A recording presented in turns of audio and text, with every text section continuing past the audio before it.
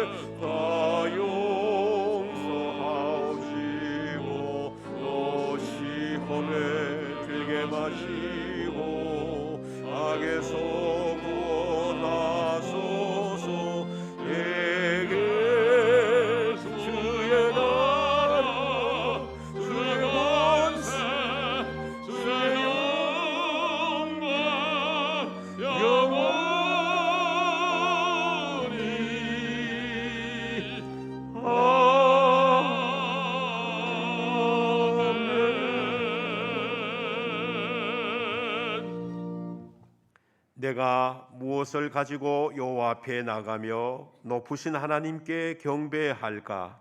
여호와께서 내게 구하시는 것은 오직 정의를 행하며 인자를 사랑하며 겸손하게 내 하나님과 함께 행하는 것이 아니냐. 사랑의 하나님, 주님께서 복 주시기 위하여 구별하신 이 성일에 찬양과 경배 드리게 하심을 감사드립니다. 이 시간 세상의 무거운 짐을 내려놓고 오직 하나님께만 영광을 돌리게 하여 주옵소서. 입을 열어 높으신 하나님을 찬양하게 하시고 손을 들어 거룩하신 하나님께 경배하게 하여 주옵소서. 예수님의 이름으로 기원하옵나이다. 아멘. 나는 전능하신 아버지 하나님 천지의 창조주를 믿습니다. 나는 그의 유일하신 아들 우리 주 예수 그리스도를 믿습니다. 그는 성령으로 잉태되어 동정녀 마리아에게서 나시고 본디오 빌라도에게 고난을 받아 십자가에 못 박혀 죽으시고 장사된 지 사흘 만에 죽은 자 가운데서 다시 살아나셨으며 하늘에 오르시어 전능하신 아버지 하나님 우편에 앉아 계시다가 거기로부터 살아있는 자와 죽은 자를 심판하러 오십니다. 나는 성령을 믿으며 거룩한 공교회와 성도의 교제와 죄를 용서받는 것과 몸의 부활과 영생을 믿습니다. 아멘. 찬송가 68장 1절 3절 찬양하시겠습니다.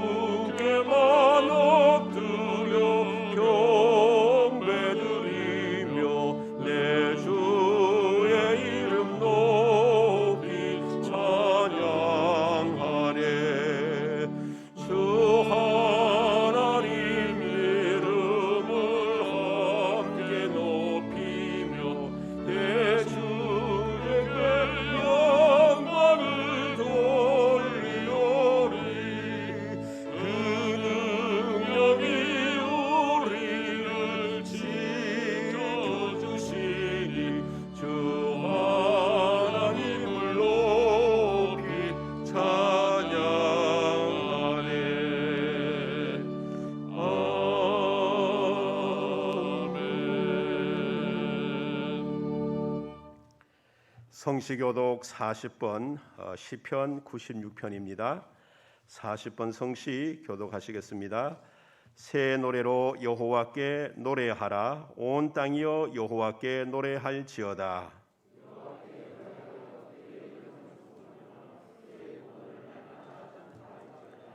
그의 영광을 백성들 가운데에, 그의 기이한 행적을 만민 가운데에 선포할지어다.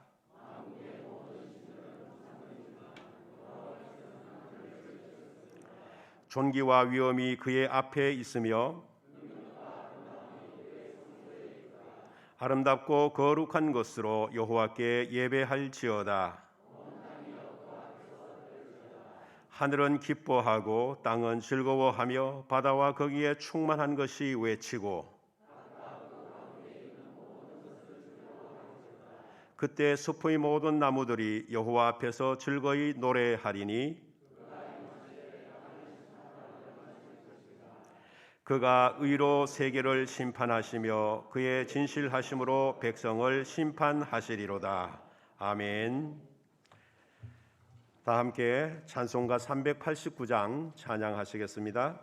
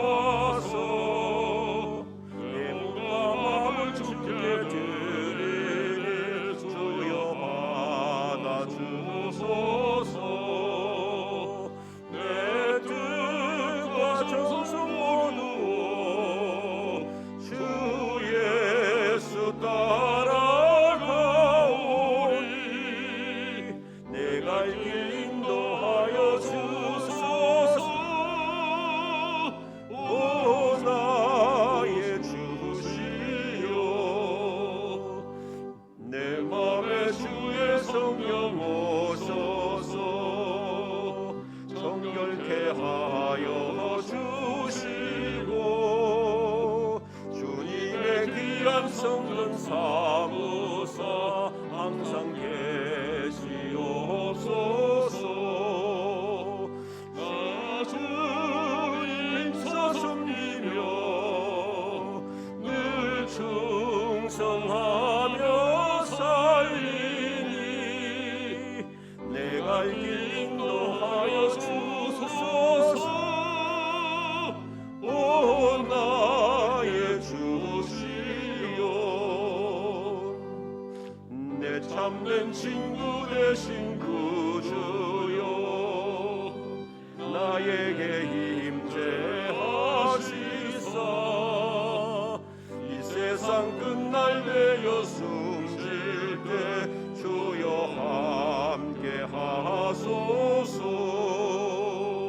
나 주님 품에 안기어 참아시 영생 누리리. 내 갈 길 인도하여 주소서. 오 나의 주시여.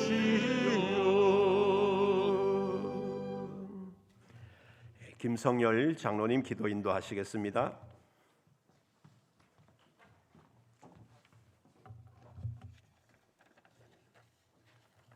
사랑과 은혜가 풍성하신 아버지 하나님, 코로나19에도 불구하고 사순절 넷째 주일 예배를 이렇게 예배당에서 드릴 수 있게 하시니 감사드립니다.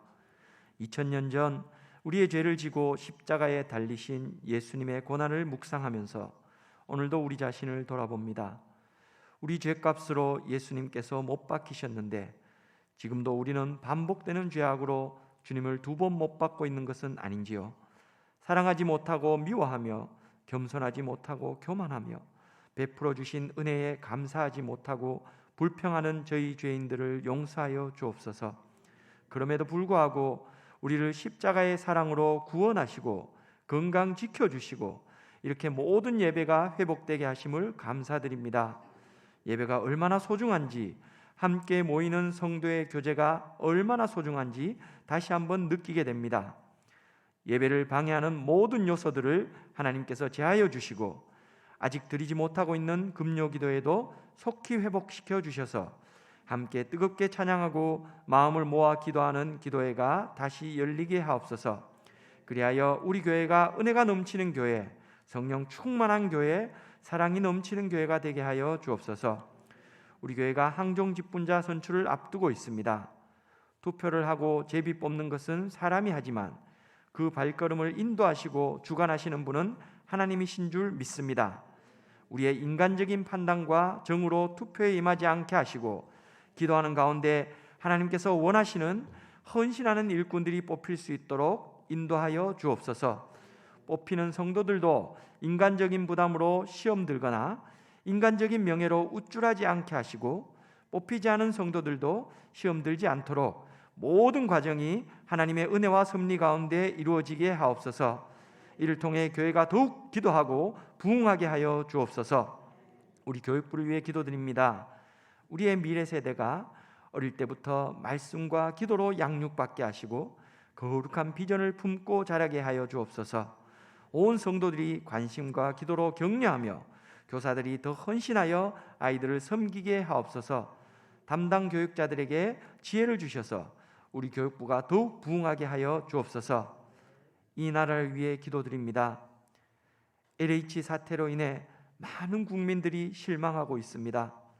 하나님께서 위정자들에게 지혜를 주셔서 하나님의 공의대로 이 사태가 잘 해결되게 하시고 다시는 이러한 일이 재발하지 않도록 시스템을 잘 마련하게 하여 주옵소서. 우리 성도들도 저들을 비난만 하는 것이 아니라 물질의 유혹 앞에 잘못 판단하고 있는 것은 없는지 자신을 돌아보게 하시고 하나님 앞에서 늘 정직하도록 다짐하는 시간이 되게 하여 주옵소서. 오늘도 말씀 전하시는 담임 목사님께 하나님께서 지혜와 능력을 주셔서 귀한 말씀 전하실 때에 성도들이 듣고 감동받아 여호와께 기쁨이 되는 삶을 살 수 있게 하여 주옵소서. 담임 목사님 영적으로 육적으로 강건하게 하시고 날마다 우리 성도들을 위해 기도하실 때 그 기도가 다 응답되게 하여 주옵소서. 코로나19로 인한 많은 제약 가운데 그래도 찬양 드리기 위해 세우신 할렐루야 찬양대에 하나님께서 함께 하셔서 적은 숫자지만 신령과 진정으로 찬양하게 하시고 듣는 성도들도 큰 은혜와 기쁨이 되게 하여 주옵소서. 오늘도 하나님께서 친히 임재하셔서 홀로 영광 받아 주실 줄 믿고 이 모든 말씀 우리 주 예수 그리스도 이름으로 간절히 기도드립니다. 아멘.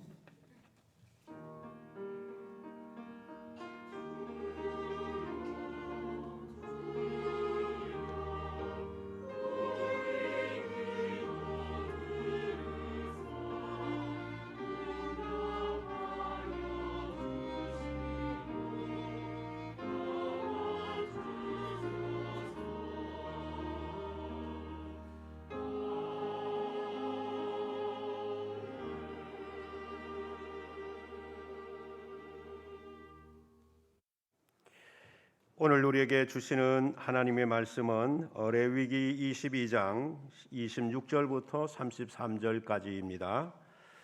구약 성경 181쪽 레위기 22장 26절에서 33절 말씀을 봉독하겠습니다. 여호와께서 모세에게 말씀하여 이르시되 수소나 양이나 염소가 나거든 이래 동안 그것의 어미와 같이 있게 하라. 여덟째 날 이후로는 여호와께 화제로 예물을 드리면 기쁘게 받으심이 되리라. 암소나 암양을 막론하고 어미와 새끼를 같은 날에 잡지 말지니라. 너희가 여호와께 감사 제물을 드리려거든 너희가 기쁘게 받으심이 되도록 드릴지며 그 제물은 그날에 먹고 이튿날까지 두지 말라. 나는 여호와이니라. 너희는 내 계명을 지키며 행하라. 나는 여호와이니라. 너희는 내 성호를 속되게 하지 말라. 나는 이스라엘 자손 중에서 거룩하게 함을 받을 것이니라. 나는 너희를 거룩하게 하는 여호와요 너희의 하나님이 되려고 너희를 애굽 땅에서 인도하여 낸 자니 나는 여호와이니라. 아멘. 교회 소식 말씀드리겠습니다. 오늘은 사순절 넷째 주일입니다. 다음 주일 오후 예배는 남선교회 연합 헌신 예배로 드리게 됩니다. 모든 성도님들 많이 참석해 주시고 특별히 남선교 회원들은 다 참석하셔서 하나님이 기뻐하시는 헌신 예배가 되도록 해 주시기를 바랍니다. 다음 주 2부 예배 후에 각 기간 월회를 가져주시기 바랍니다. 우리 교회에서는 오는 17일 그러니까 수요일부터 되겠습니다. 4월 25일까지 매일 새벽 오전 5시 30분에 항존 직분자 선출을 위한 40일 새벽 기도를 시행하겠습니다. 많이 참석하셔서 좋은 일꾼이 선택될 수 있도록 기도해 주시기를 바랍니다. 대구 서남노회 장로회에서는 친교 모임을 갖습니다. 23일 다음 주 화요일입니다. 오전 11시에 고령 읍교에서 있겠습니다. 비전 2023 릴레이 기도 잘 감당해 주시기 바랍니다. 성경 일독 계속해 주시기 부탁드립니다. 교우동정에 보시면 우리 윤충환 장로님, 정정자 권사님 아들이신 윤삼영 선생님 내일 15일에 안과 병원을 개원하게 되었습니다.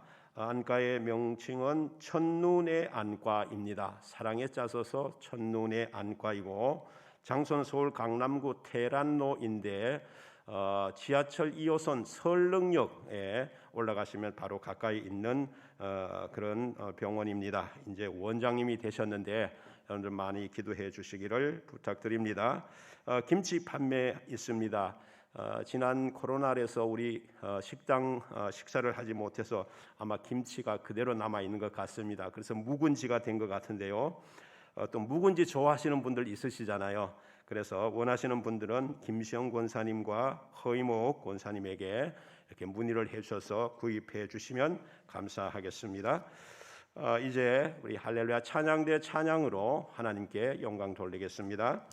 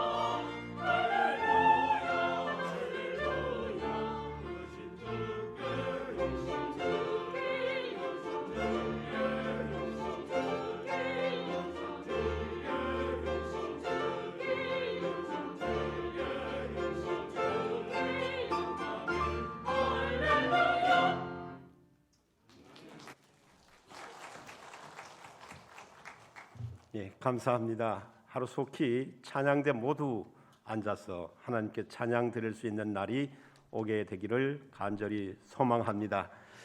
아멘.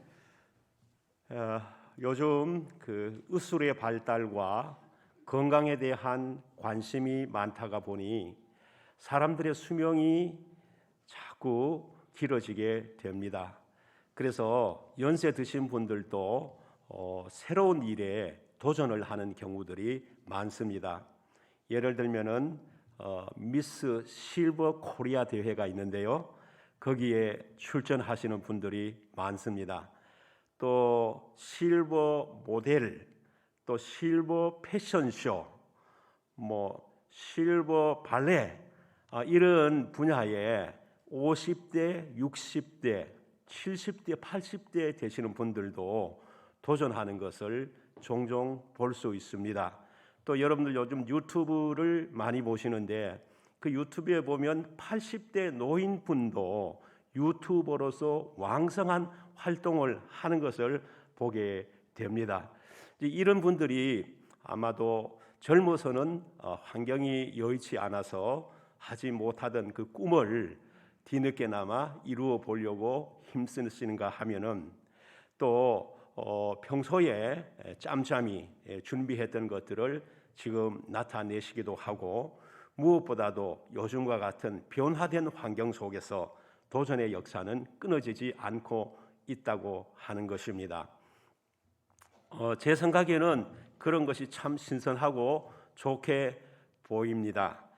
우리 성도님들께서도 연세 드신 분들이 많으신데 어떤 분야이든지 지금부터라도 도전하셔서 여러분의 남은 삶을 잘 꾸려가는 축복이 함께 하시기를 바라겠습니다.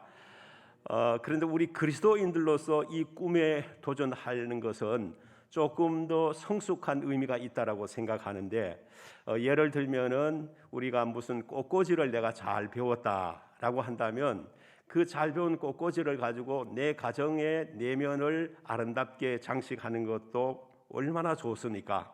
근데 그 좋은 기술을 가지고 솜씨를 가지고 교회당 안도 아름답게 장식할 때에 우리 하나님께서 기왕해 주신 내 재능과 내 역할을 통해서 크게 영광을 받으시고 크게 기뻐하실 줄로 믿습니다. 이와 같이 하나님께서 기뻐하시는 모습에 대하여 오늘 히브리서 22장은 우리에게 말씀하고 있는데요. 그 22장 17절 이하에 보면은 이 기뻐하신다는 말씀이 여러 차례 나옵니다. 저기 기록된 것처럼 19절에 기쁘게 받으심이 되도록 드리라. 또 21절에 보면 기쁘게 받으심이 되도록 아무 흠이 없는 온전한 것으로 드려라. 그리고 기쁘게 받으심이 되리라. 27절에 말씀하셨고 기쁘게 받으심이 되도록 드릴지며 계속 동일한 말씀, 같은 말씀을 거듭 반복하고 있습니다. 한 말씀이 계속 반복되고 있다고 하는 것은 그 말씀에 대해서 강조를 하고 있다라고 하는 말씀이죠. 이 모든 말씀들은 예물을 하나님께 드리는 자가 어떤 자세와 방법으로 드릴 때에 하나님께서 기뻐하실 것인가에 대하여 초점이 맞춰져 있다라고 하겠습니다. 오늘 그래서 우리는 이 본문을 중심으로 해서 이스라엘 자손들이 어떤 자세로 예물을 드릴 때 하나님께서 기뻐하시는지와 또 과거 이스라엘 백성들의 그런 모습이지만 오늘을 살아가는 우리들이 우리 삶 속에서 어떻게 하나님을 섬길 때 우리 하나님께서 우리를 기쁘게 받으실 것인가에 대하여 말씀을 나누고자 합니다. 먼저 우리가 생각할 것은 하나님 앞에 드리는 우리의 마음이 긍휼히 여기는 마음이 있어야 한다 하는 것입니다. 본문 27절과 28절을 보면은 수소나 양이나 염소가 나거든 이래 동안 그것의 어미와 같이 있게 하라. 8째 날 이후로는 여호와께 화제로 예물을 드리면 기쁘게 받으심이 되리라. 암소나 암양을 막론하고 어미와 새끼를 같은 날에 잡지 말지니라 라고 했습니다. 자, 지금 하나님께서 하시는 말씀이 무엇입니까? 예물을 드리는 짐승은 최소한 그 어미와 7일 동안은 같이 있게 하고 최소한 8일째 되면 그때부터는 새끼라도 예물로 드리라, 그런 말씀입니다. 또 예물을 드릴 때에 어미와 새끼를 한 날에 잡아서 드려서는 안 된다라고 말씀을 하시고 있습니다. 여러분, 이 말씀을 들을 때 어떤 생각이 드십니까? 이것은요, 하나님의 긍휼하심이 이 예물 속에 깊이 반영되어 있다 하는 것을 알게 됩니다. 긍휼하심이요. 최근에 우리나라 사회에 던져준 엄청난 사건이 있었지요. 바로 정인이 사건입니다. 다 아실 겁니다. 이 양부모가 16개월 된 아이를 폭행하여서 죽게 한 사건이죠. 그 CT 영상에 의하면은 아이의 뱃속은 출혈로 가득했고 팔과 가슴에만 10군데 가량의 골절 흔적이 있었는데 그 부위가 쇄골이나 갈비뼈나 발꿈치 등이었다고 합니다. 그리고 이 췌장도 절단되어 있었는데, 가령 췌장이 절단되는 경우는 이 배가 척추까지 딱 들어붙어 납작하게 될 정도로 되어야만이 이게 절단이 가능한데, 예를 들면은 무슨 압사라든가 또 교통사고 같은 급격한 외부 충격이 있어야만이 발생할 수 있는 것이라고 합니다. 그렇다면 이 아이가 교통사고 당한 것도 아니고 했으니 이 부모가 아이를 얼마나 눌렸거나 강한 충격을 갑자기 확 줬거나 뭐 그렇게 했다라는 거죠. 그래서 이 정인이 부모는 아동학대 살인으로 그 제목으로 지금 구속 수감 중에 있는데요. 세상에 여러분, 아무리 양부모라고 하지만 이것은 우리가 집에서 길리는 애완견이나 고양이나 그런 짐승에게도 할 짓이 아니잖아요. 그런데 태어난 지 6개월 된 아이에게 어떻게 몸이 그렇게 되기까지 소위 부모라고 하는 사람이 학대를 하고 폭행을 할 수가 있느냐는 거죠. 이건 무엇을 말합니까? 지금 우리 사회의 긍휼함, 불쌍히 여기는 마음, 이것이 완전히 사라졌다는 것을 의미하고 있습니다. 죄송한 말입니다만 우리 대구 근처 구미에서도 얼마 전에 그 어린 아이가 엄마가 죽이는 사건이 있었잖아요. 이게 전국에 드러난 것이 있는데 아마 어쩌면 드러나지 않는 것이 더 있을지도 몰라요. 이게 긍휼이 사라진 사회 속에 우리가 살아가고 있다는 거죠. 그래서 예수님은 우리에게 긍휼하심을 가르쳐 주십니다. 예수님은 이런 어떤 목적 있는 가르침을 하실 때에 주로 비유나 이야기를 많이 사용하셨는데, 성경의 누가복음 10장에 보면 그런 이야기 하나가 나오죠. 어떤 사람이 예루살렘에서 여리고로 내려가고 있었습니다. 근데 이 도로는 평소에도 굉장히 위험한 도로입니다. 그리고 위험하기 때문에 그곳에 강도가 도사리고 있다가 그 길을 지나가는 사람을 덮쳐서 돈을 뺏고 몸을 상하게 하는 겁니다. 그래서 이 길은 보통 한 사람 홀로 잘 가지 않고 여러 사람이 무리를 지어가는 그 길입니다. 그런데 어떤 사람이 무슨 바쁜 일인지는 모르지만 혼자서 나귀에 짐을 싣고 여행을 하는데 혼자서 이 길을 가게 된 겁니다. 불행하게도 그 사람에게 강도가 나타나가지고서 이 사람을 옷을 벗기고 막 때리고 모든 물건을 다 뺏고 거의 죽게 되게 만들어가지고 길바닥에 내팽겨 쳐버린 겁니다. 그러니까 이 사람이 어떻게 되었습니까? 강도 만난 이 사람이 피투성이가 되어서 길가에 쓰러져 있는 겁니다. 근데 마침 이때에 제사장이 지나갑니다. 근데 이 제사장은 그 모습을 보고 고개를 쩔레쩔레 흔들면서 그냥 스쳐 지나가 버리는 겁니다. 그 다음에 레위인이라는 인이 지나가는데 이 사람 이미 지나갈 때쯤 해가 어둑해지니까 이 사람 때문에 내가 이 어두운 밤 길을 멈출 수 없다 이렇게 생각을 하고 그냥 못 본 채 하고 또 지나가 버립니다. 여러분, 제사장이나 레위인은 그 당시 오늘날로 말할 것 같으면 성직자, 목사나 전도사님 이런 사람들입니다. 이 사람들이 밤낮 외치는 게 뭡니까? 너희는 내 이웃을 내 자신과 같이 사랑하라, 이런 말을 외치거든요. 그러나 이 사람들은 그 외치는 말과 다르게 이 불쌍한 사람을 두고 그냥 스쳐 지나가 버린 겁니다. 그 이후에 사마리아 사람이 이 곁을 지나가게 되는데 그 당시 사마리아 사람은 유대인인 제사장이나 레위인들이 인간 취급을 하지 않는 사람들이었습니다. 그러니까 멸시를 받는 사람이었죠. 그런 사마리아 사람이 이곳을 지나는데 그는 이 광경을 보면서 이런 생각을 한 겁니다. 야, 이대로 두면 죽겠구나. 오늘 밤에 기온이 떨어지면 도저히 살 수가 없겠구나.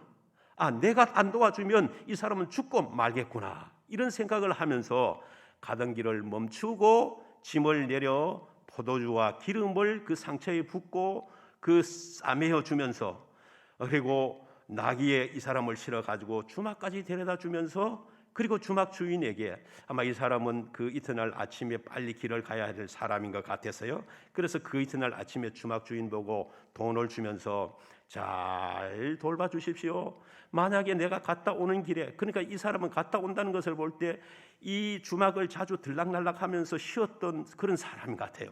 갔다 오는 길에 내가 부비가 덜리면 또 주겠습니다 하고 부탁을 드리면까지 하면서 자기 길을 떠난 겁니다.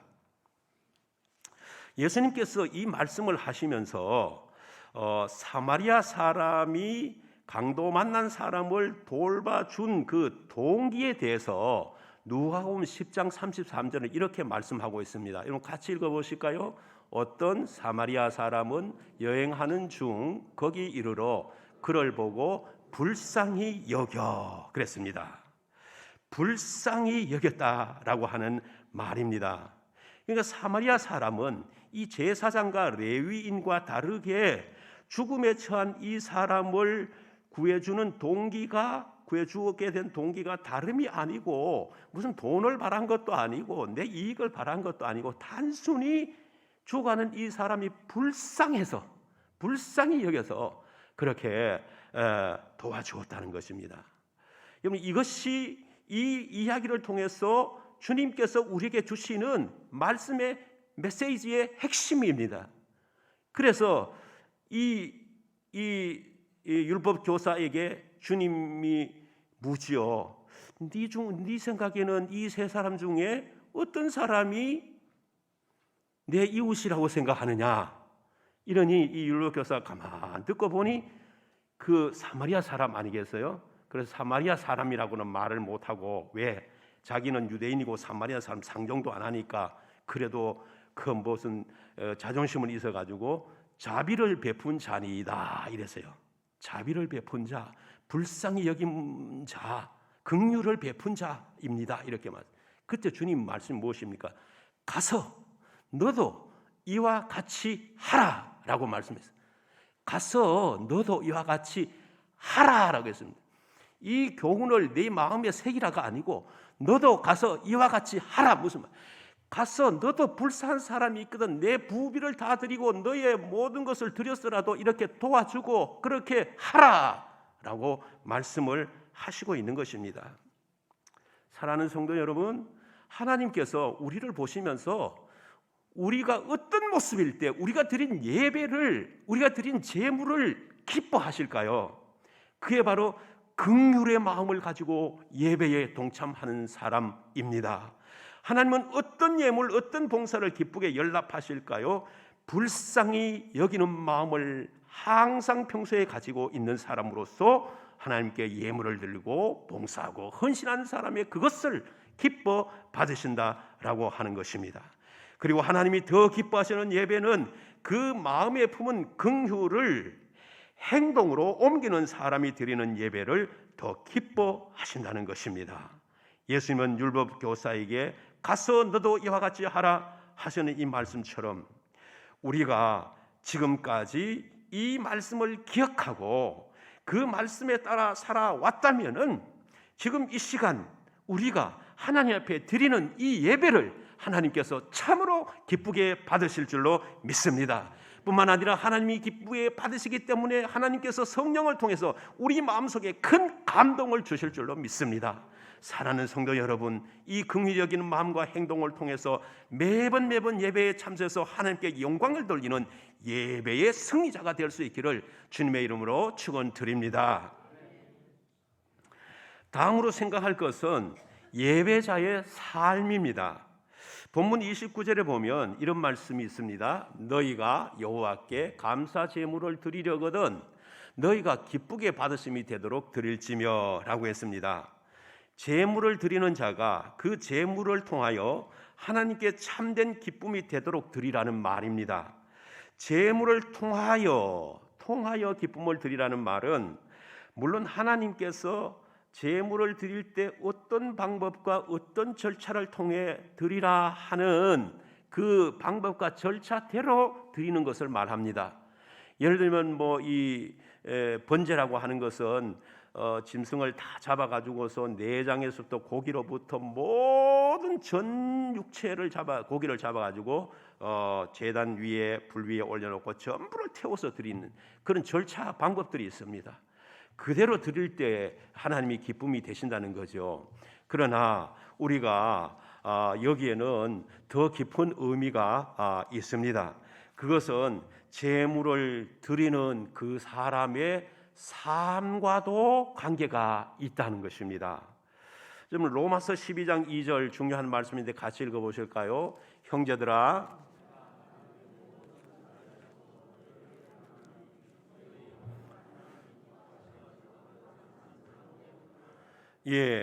몸을 산 제물로 드리라 그랬습니다. 이것은 우리가 몸으로 하는 모든 일을 하나님이 기뻐하시는 것이 되게 하라 이런 말입니다. 그게 산 제사, 살아있는 예배라고 하는 것입니다. 교회 나와서는 거룩하게 예배 시간에 이렇게 찬송도 하고 좋은 말만 하고 덕스러운 말만 하고 그런데 세상에 살 때는 막 입에서 아무렇게 말하고 행동하고 이렇게 하면 그거는 참된 예배가 될 수 없다는 것입니다. 여러분 몸으로 하는 영역은 굉장히 넓습니다. 우리가 생각하는 이 생각에서부터 말하는 것 그리고 우리 가정과 직장과 교회에서 하는 모든 일들 더 나아가서 모든 사회의 활동이 다 몸으로 하는 일에 포함되어 있습니다. 특히 우리가 사람과 사람 사이의 대인관계도 여기에 속합니다. 우리는 상대방과 대화할 때 그래서 삼가 조심해야 합니다.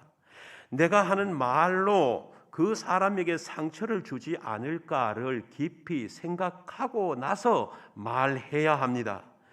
특히 대화하는 상대가 세상 사람이 아니라 그리스도인 하나님 앞에 성도라고 한다면 더욱 조심해야 하는 것은 만약 그 형제 자매 그리스도 안에서 한 형제 자매 된 그들에게 우리가 말 하나 잘못해서 상처를 입히는 것은요 결국 어떤 결과를 초래하느냐 하면 그 사람을 위하여 피로 값주고 사신 예수 그리스도에게 상처와 아픔을 주는 결과가 되는 것입니다.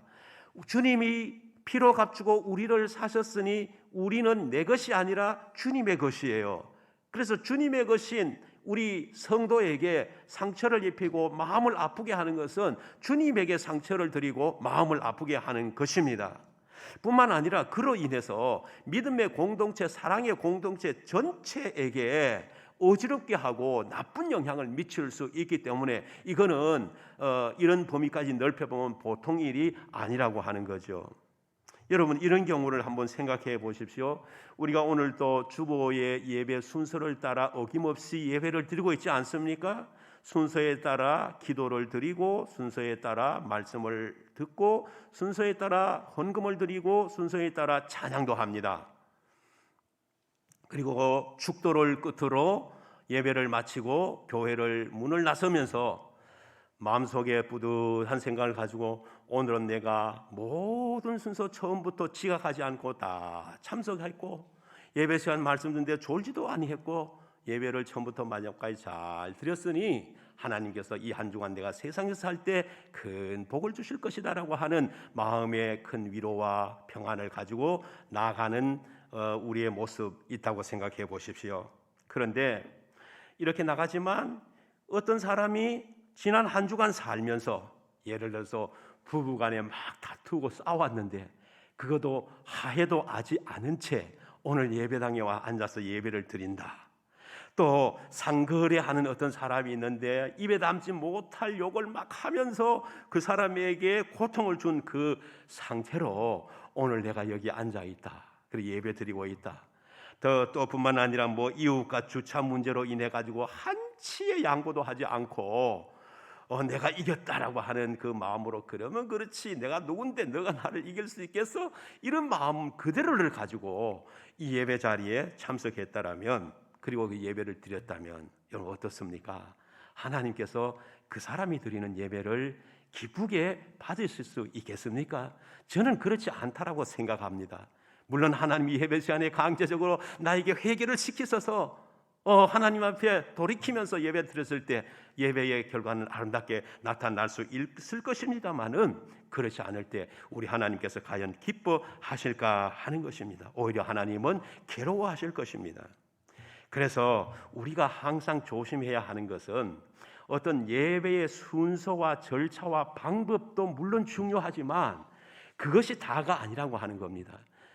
더 중요한 것은 우리가 그 방법과 절차와 순서를 따라 온전한 예배를 드렸다 할지라도 세상 속에서, 직장 속에서 내가 어떻게 살았느냐, 이게 더 중요하다 하는 것입니다. 만약에 하나님께서 그걸 원치 않으시면 우리는 교회 안에 테두리 안에 묶어 두시겠지 왜 세상으로 나가라고 말씀을 하셨겠습니까? 이사야 1장 11절에서 13절 그 세 번역으로 번역된 성경에 보면 쉽게 기록되어 있는데요. 이런 내용입니다. 이렇게 기록되어 있습니다. 무엇하러 나에게 이 많은 재물을 바치느냐? 나는 이제 순양의 번제물과 살찐 짐승의 기름기가 지겹고 나는 이제 수송아지와 어린 양과 순염소의 피도 싫다. 다시는 헛된 재물을 가져오지 말아라. 다 쓸모없는 것들이다. 분향하는 것도 나에게는 역겹고 거룩한 집회를 열어놓고 못된 짓도 함께하는 것을 내가 더 이상 견딜 수 없다.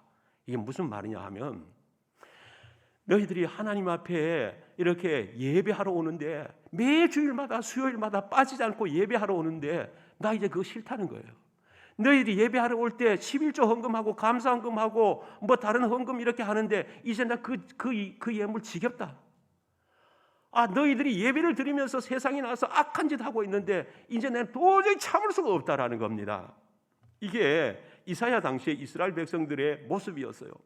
지도자들은 공의와 정의를 허물어 버렸고 가난한 자를 억압하고 돈 없는 자들에게 가서 돈을 빼앗고 이런 생활을 했다 이 말입니다. 그러면서도 안식일이 되고 성일이 되면 제물을 들고 하나님 앞에 나와서 주님 하고 드렸다는 겁니다. 하나님께서 그걸 지겹고 역겹고 이제 참을 수 없다, 나 싫다, 이렇게 이야기하고 있는 겁니다. 왜 그렇습니까?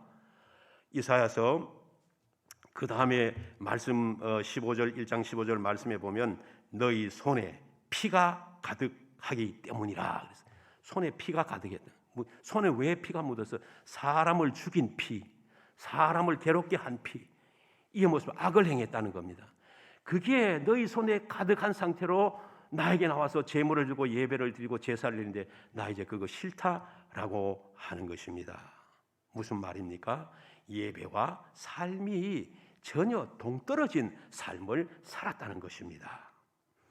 여러분, 오늘 하나님께서 어떤 제물, 어떤 예물, 어떤 예배, 어떤 봉헌, 어떤 헌신을 받으실까요? 바로 예배 드린 것처럼 살아가는 사람들이 드리는 예배를 기쁘게 받으시는 줄로 믿습니다. 예배 중에 드리는 찬양 가사처럼, 예배 중에 드리는 기도 내용처럼, 예배 중에 들은 하나님의 말씀처럼 살아가는 그 사람들이 드리는 예배를 하나님께서 기뻐 받으시는 줄로 믿습니다.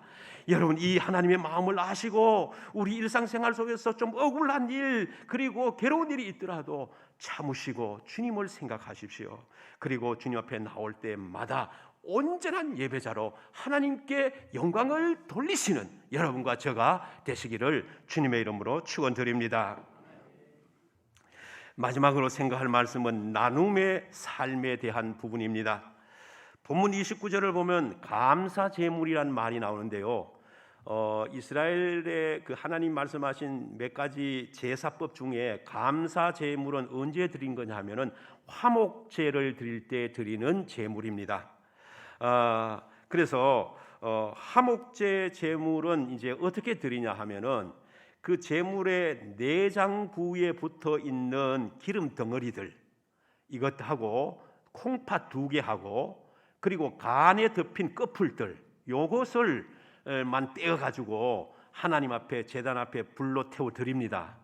그러면 바깥에 고기는 남아 있지 않겠습니까? 그 고기는 어떻게 하냐 하면은 오른쪽 뒷다리 이 동물이 다리가 4개 있잖아요. 오른쪽 뒷다리는 잘라 가지고 제사장 몫을 드립니다. 그리고 나머지 모든 고기는 제물을 드린 자에게 줍니다. 그러면 제물을 드리는 자는 이 고기를 가지고 어떻게 하냐 하면 여호와 앞에서 가족도 초청하고 이웃도 초청하고 가난한 사람도 초청하고 자기가 초청하고 싶은 사람들을 초청해 가지고 그 자리에서 함께 이걸 먹는 겁니다.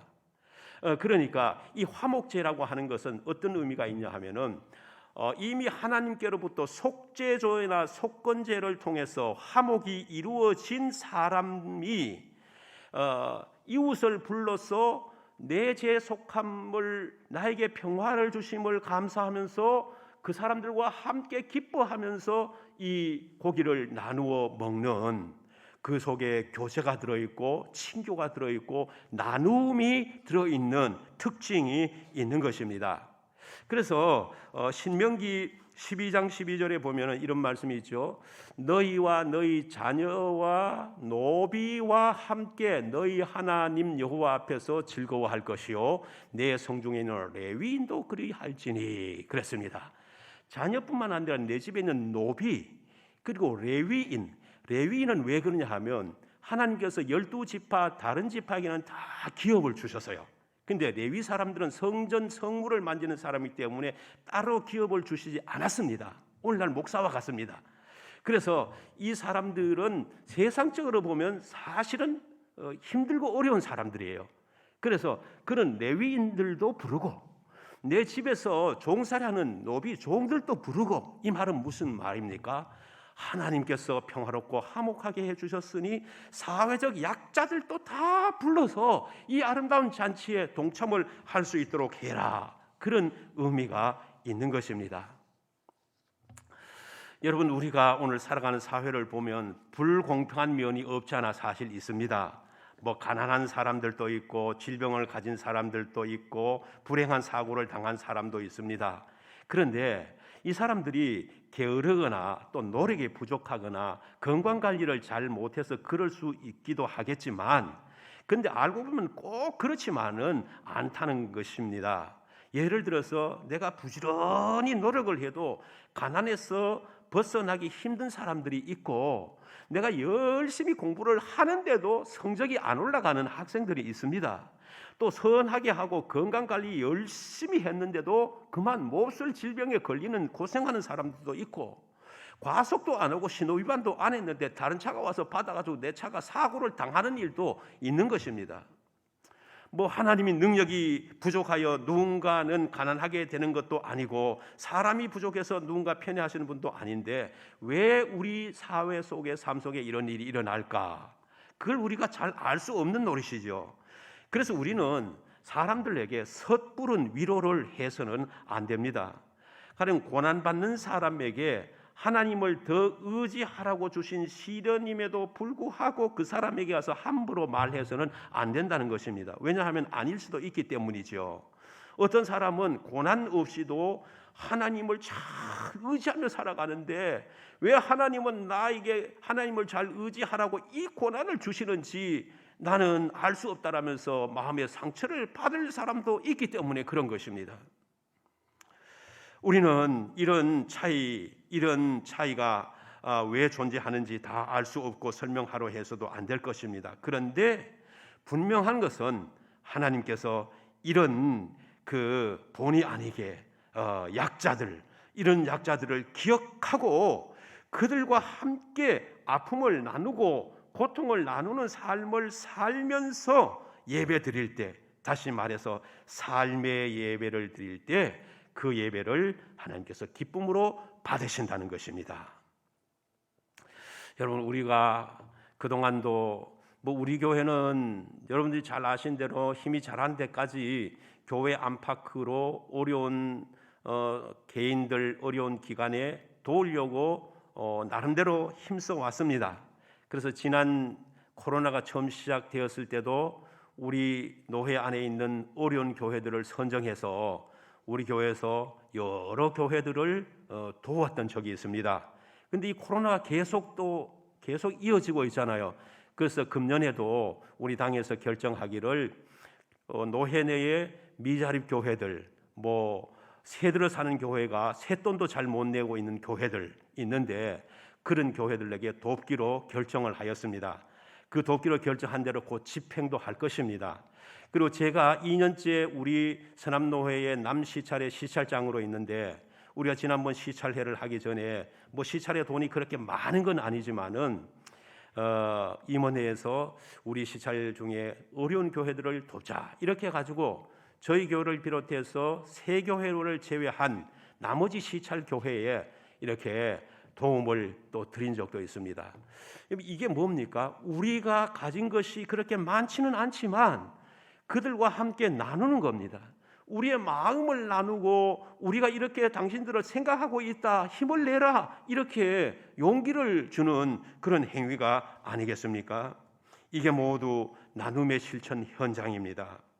저는 지금까지 목회하면서 깨달은 것 중에 하나가 뭐냐 하면 나누어 주는 교회, 나누어 주는 사람은 하나님께서 절대로 궁핍하지 않게 해주신다고 하는 것입니다. 우리 교회 제가 40년이 넘은 우리 교회지만 대개 보면은 우리 교회는 연말 결산을 했을 때 한 해도 부족해서 채워 였는 그런 때가 없었어요. 하나님께서 다 쓰고 남게 하셨지 않습니까? 그 모든 원인이 여러 가지가 있겠지만 물론 우리 성도님들께서 교회를 사랑하는 마음으로 헌금을 드렸을 수도 있겠지만 우리 교회가 해외로 나누고 이 가까운 지역 교회들에게 나누고 또 동사무소 구청에 나누는 일을 나름대로 힘썼기 때문에 우리 하나님께서 우리에게 이런 복을 주실 것으로 저는 믿고 있습니다. 그러므로 여러분, 하나님께서 여러분들에게 어떤 것을 주셨습니까? 건강을 주셨으면 그 건강으로 그렇지 못한 사람을 위해서 섬기시고 나누는 삶을 살아가시기를 바랍니다. 혹시 남들보다 조금 더 상대적으로 경제적으로 좋습니까? 그렇다면 보이지 않게 다른 사람에게 그것으로 도움을 주시며 나누는 삶을 살아가시기를 바랍니다. 또 여러분 중에 남들보다 뛰어난 두뇌를 가진 사람이 있습니까? 내 혼자만 먹고 사는 것이 아니라 그 좋은 두뇌를 가지고 인류와 사회를 위해서 이롭게 사용할 수 있는 나누는 삶을 살아가실 수 있기를 바랍니다. 만약 하나님께서 우리 남명교회를 성장하고 부흥되게 하셨다고 생각하면 그것을 기반으로 해서 다른 교회의 성장의 밑거름이 되므로 나눌 수 있는 교회가 될 수 있기를 바랍니다. 이렇게 삶에서 나눔을 실천하는 것이 하나님께서 화목제를 통하여 우리에게 주신 하나님의 마음이며 하나님의 뜻입니다. 우리가 이 뜻을 잘 알아서 하나님 앞에 영광을 돌리고 하나님 앞에 기쁨을 돌리는 삶이 된다면 우리가 오늘 모여서 예배드린 이 예배도 주님께서 아주 흡족하고 기쁘게 받으실 줄로 믿습니다. 그 흡족하게 받으시는 주님의 축복이 우리 성도 한 분 한 분 개인의 삶 속에 은혜로 채워지게 될 줄로 믿습니다. 우리 성도, 우리 교회 이런 성도, 이런 교회 될 수 있기를 주님의 이름으로 축원드립니다. 기도하겠습니다. 자비로우신 하나님, 우리가 하나님의 은혜 가운데 거하게 하심을 감사드립니다. 오늘 우리는 은혜 받은 성도답게 하나님이 기뻐하시는 예배자의 삶을 살게 하여 주옵소서. 우리에게 긍휼히 여기는 마음을 부어주시고 예배와 삶이 하나가 되게 하시는 가운데 나눔을 실천하며 살아가게 하여 주시옵소서. 예수님 이름으로 기도드리옵나이다. 아멘. 다 함께 찬송가 321장 찬양하시겠습니다.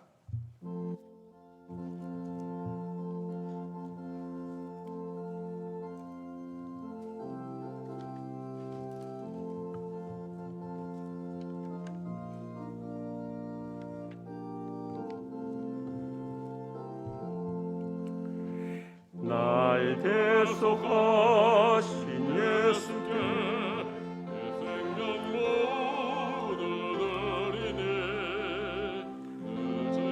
진실하게 하소서. 내 구주 예수여, 나 구주의 살리라.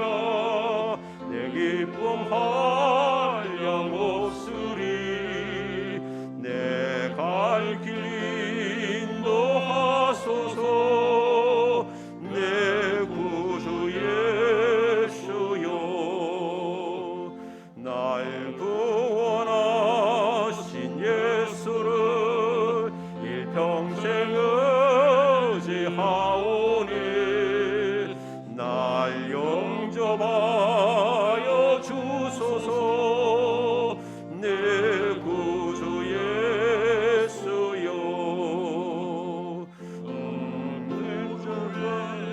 내 살리라. 내 기쁨 한량 없으리. 내 갈 길 인도하소서. 내 구주 예수여, 주 십자가에 달리사 날 자유하게 했으니 내 몸과 마음을 주 위에 다스게 하소서. 나 구주 위에 살리라. 내 기쁨 한량 없으리. 내 갈 길 인도하소서. 내 구주 예수여, 아멘.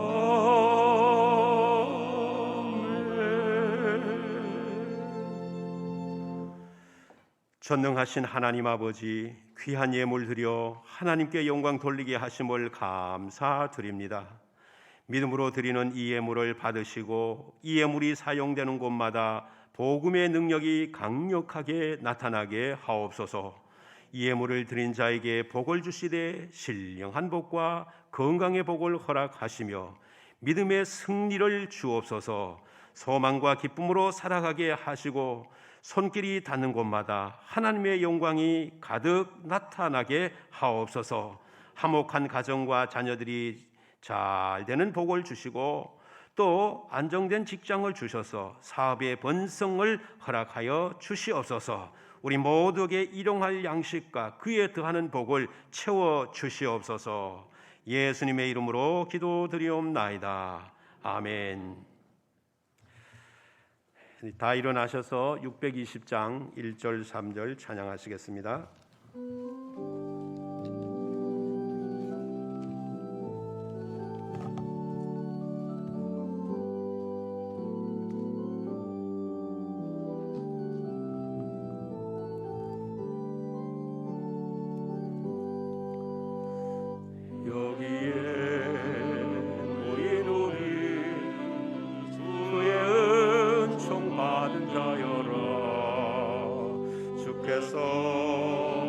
이 자리에 함께 계심을 아노라. 언제나 주님만을 찬양하며 따라가리니 시험을 당할 때도 함께 계심을 믿노라. 이 믿음 더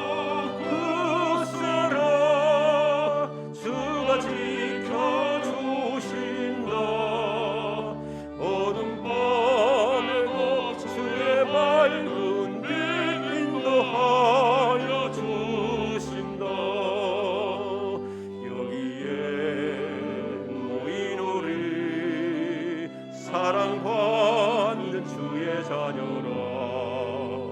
주께서 뜻하신 바 우리 통해 펼치신다. 고통과 슬픔